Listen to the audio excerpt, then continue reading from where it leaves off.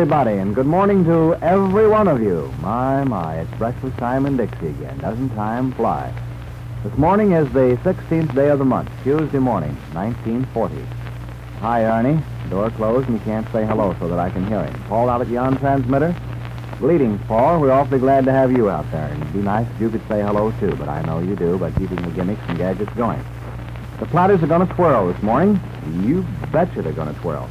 Right now, I guess it's time to get started for all you breakfast clubbers with a little tune taken from the score of Gulliver's Travels. Claire Martin is the vocalist. It's Bob Zerke and his orchestra. And this is a happy thought. It's a happy day.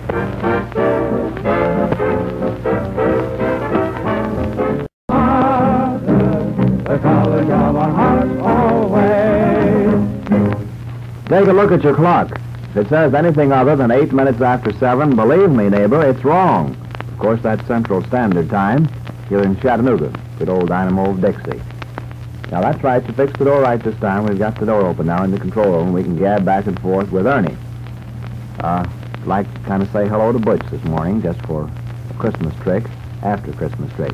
Ernie, long about now, you should have a platter you like to run, haven't you? Well, how it happened, Mr. Blake? You never know. This is the third time this week you accepted a phony bill. Well, it looked all right. A blind man could see it was bogus. And you a cashier for, well, no one knows how long. I'm willing to make good for it. That's not necessary.